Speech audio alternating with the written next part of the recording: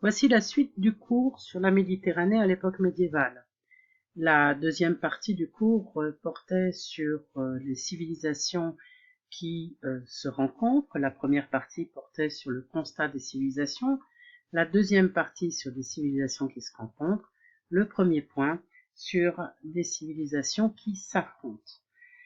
Le deuxième point de mon cours portera sur les échanges commerciaux.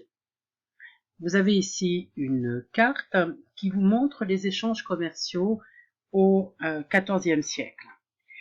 Les croisades s'accompagnent d'une augmentation du commerce, surtout maritime, entre Orient et Occident, et vous l'avez vu pour Venise.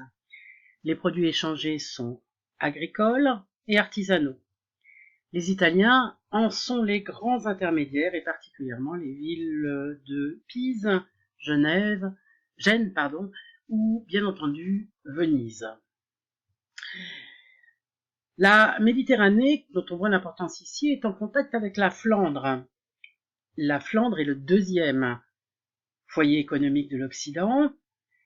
Il y a des villes drapières, Bruges, Caen, Douai, Arras. Il y a rencontre entre les zones de Flandre et les zones méditerranéennes.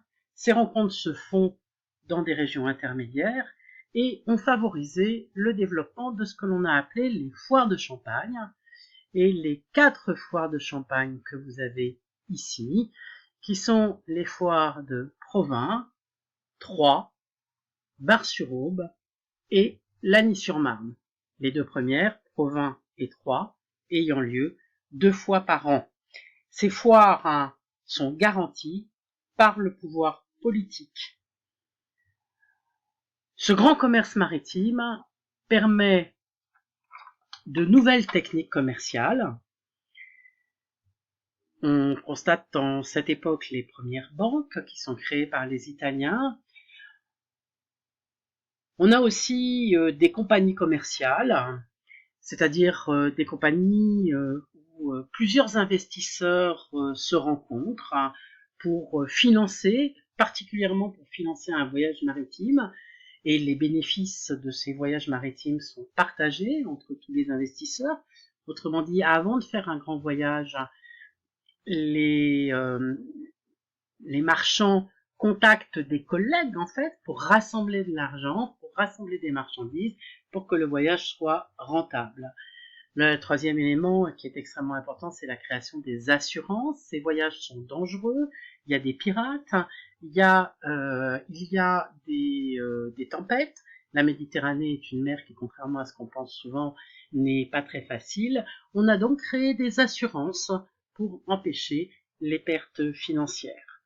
Enfin, se crée à ce moment-là, étant donné les dangers des voyages, et en particulier cette fois-ci des voyages terrestres, des paiements par jeu d'écriture.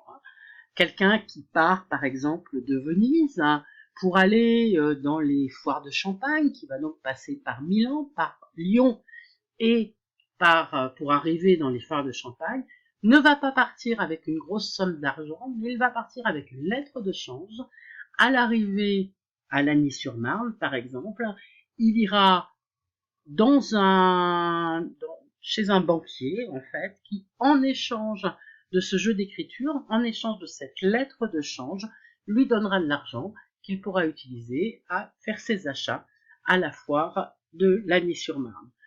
Le dernier élément étant, par le biais des banques, le développement des prêts.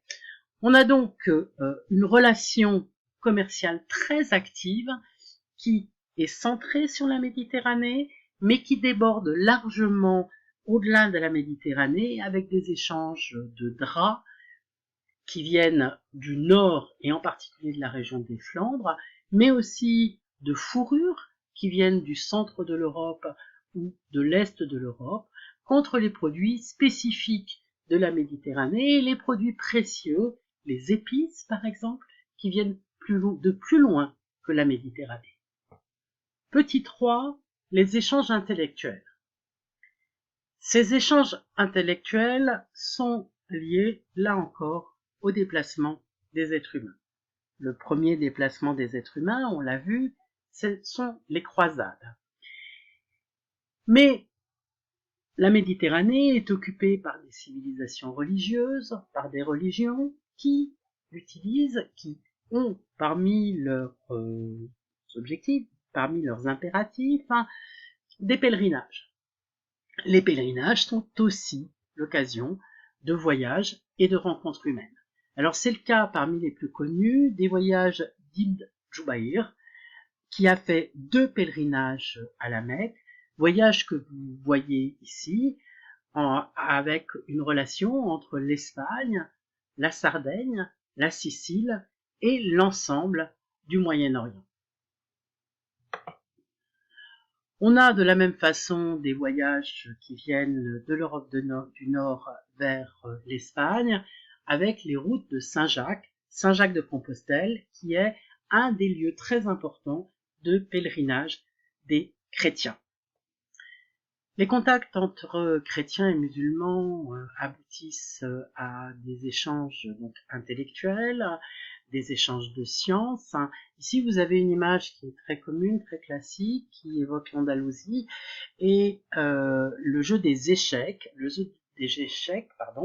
apporté par les musulmans à l'Europe, en l'occurrence en Andalousie. Exemple de mélange de population, un musulman à droite qui apprend à jouer aux échecs à un juif.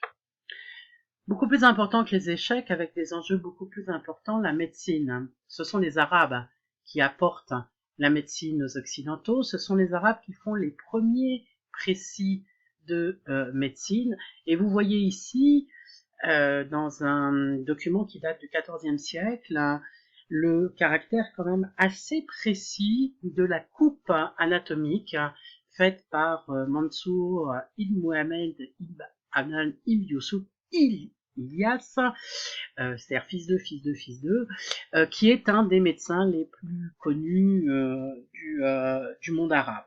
On a à cette époque un contraste très important entre les compétences des Francs et les compétences des Arabes. Je vous laisse juger par ces textes,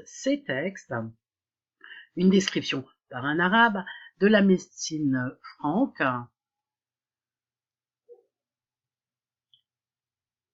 avec un contraste très net entre les capacités des Arabes d'un côté et les incapacités des Francs de l'autre. Le deuxième texte vous montre que la médecine arabe non seulement est scientifiquement avancée, mais elle est aussi organisée. Il y a des sortes d'hôpitaux avec des médecins qui viennent, qui examinent les malades et qui font de véritables ordonnances. Le troisième élément, donc on a parlé des échecs, on a parlé de la médecine, bien entendu, vous savez tous et toutes que les mathématiques nous viennent aussi des Arabes, et là vous avez un exemple des chiffres arabes qui sont écrits, donc dont vous retrouvez les formes, en particulier sur la dernière ligne du 0 au 9. La rencontre des civilisations occidentales et orientales a, dans un certain nombre de cas, abouti à une véritable fusion des cultures. C'est ce qu'on appelle le syncrétisme, S-Y-N-C-R-E, accent aigu, donc T-I-S-M-E.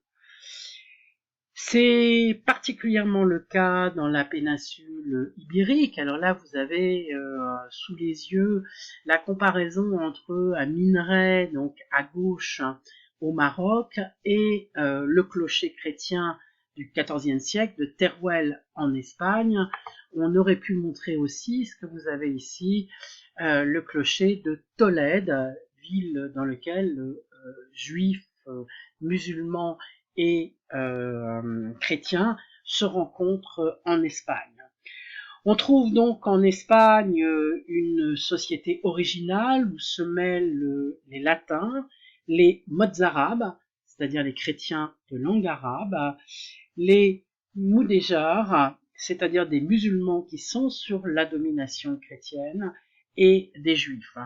Le syncrétisme, on le trouve aussi, il me semble que c'est l'exemple de votre livre, dans la Sicile avec Roger II de Sicile. En conclusion générale de ce cours, la Méditerranée est un carrefour actif entre les trois civilisations qu'il aborde. L'Occident chrétien est le principal bénéficiaire de cette relation et de cette ouverture. Il ne se maintient pas politiquement, militairement en Europe, mais il devient au fur et à mesure plus puissant et rencontre une grande période de prospérité et d'ouverture intellectuelle.